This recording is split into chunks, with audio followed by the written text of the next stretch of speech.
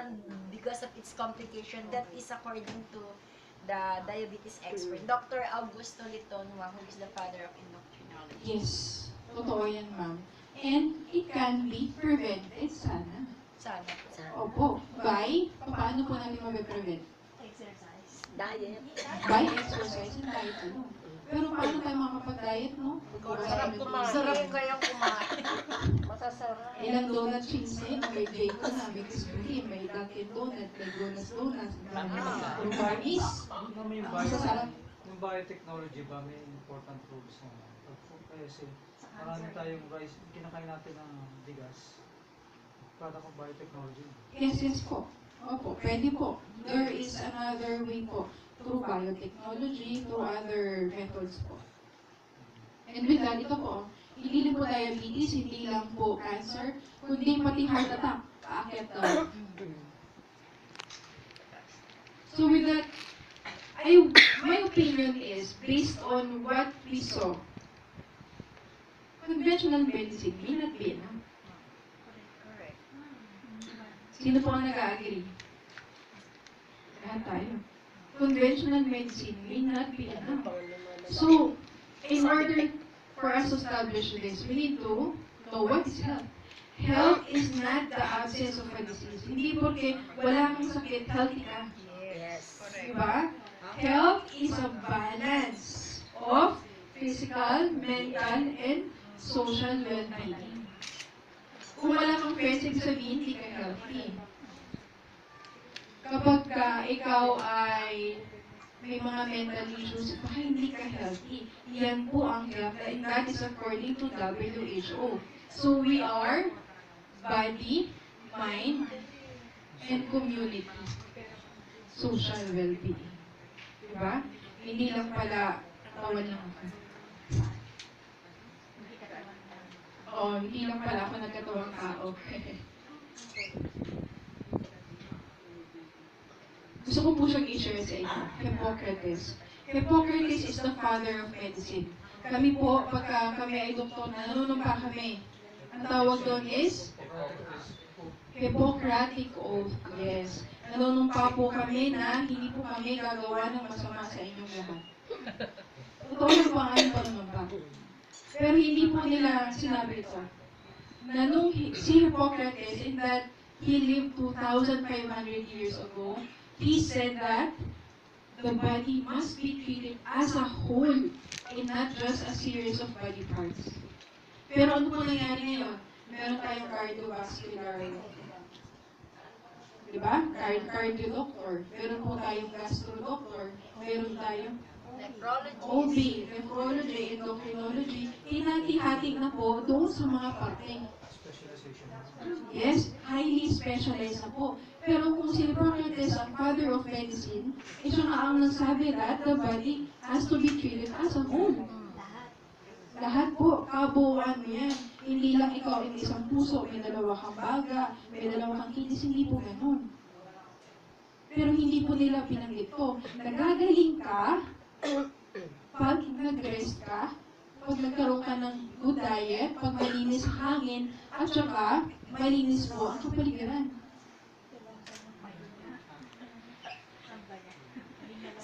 Sinong doktor ang maririnig nyo magsasabi sa inyo ng ganito?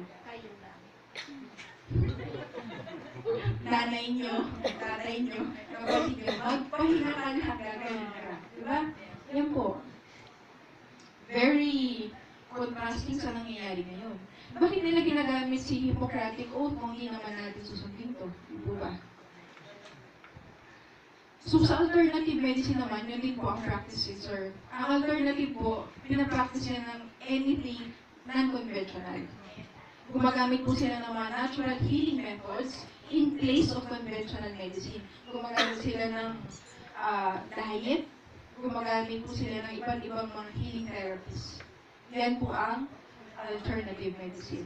Ang problema, magkaaway ang conventional medicine and alternative medicine. Opo, kapag ka ikaw ay alternative doctor, allergic ka sa mga conventional doctor. May mga ganun po dati, di po ba? Ibabrand nila na bawal kang pumunta kasi sila hindi totoo. Kasi yun ang in-inject eh. in-inject yan. Sa isip natin. Ayan po ang sinabi po sa atin. Pinalaki po tayong ganyan. Pero actually, paano mabubuhay ang mga tao for 100,000 years kung walang katotohanan ng alternative medicine? Hindi kaya ang tawag ay baliktad? Ang alternative medicine talaga yung conventional at ang conventional medicine talaga yung alternative.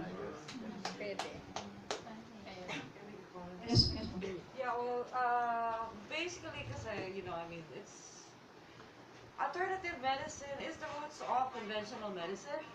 45% of all the drugs that are per se Yes. most of it comes from plants. Yes. Yes, synthetic. So there is the demarcation line was created by, you know, time. Yes. Time is time. But everything is really based on alternative medicine as to it's really a fusion. It's just that they differentiate it to put standards. Yes po, it's actually demarcated by the marketing department of the pharmaceutical Well, not just the industry. marketing department. It's a proper thing to have licensed physicians. Yes. So we have standards that can be adhered to Yes. to protect lives. Yes. Tama But this naman does po. not eliminate our using alternative medicine which I use that. Yes. Opo. Wanted to throw in my 2 cents. Yes, yes. That's okay. The issue in there is, may mga alternative doctors lang kasi who are not properly trained, who claims they are alternative doctors. That ruins the alternative practice na hindi naman dapat. For example, nagkaroon kayo ng ubo. Feeling ko alternative doctor ako. Sabihin ko, uminom ka ng bayabas. Antibiotic yun. Ikaw naman, uminom ng bayabas. Pero hindi ka gumaling. Paano Ang ka gagaling? sisisihin, Paano ka gagaling? Hindi ka dapat uminom ng payabas. Kakainin. Dapat pinaginahan yun. Dapat ininom mo precisely po, ang sinisisi nila is yung alternative medicine.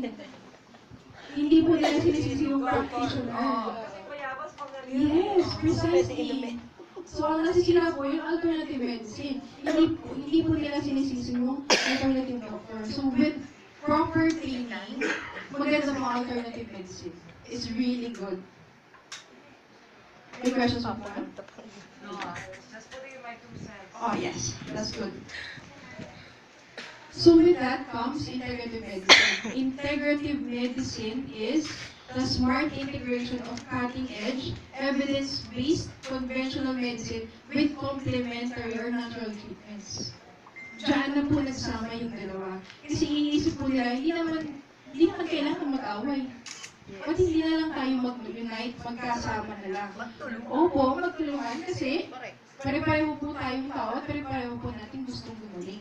Parang China yan, tsaka Pilipinas. Oo, sino ang mga Chinay? Si Ted Chinoy. Ano po? Chinese si Ted. Kayo? No, si Ted. Okay. So that is integrative medicine. That is integrative medicine in one sentence. Integrative medicine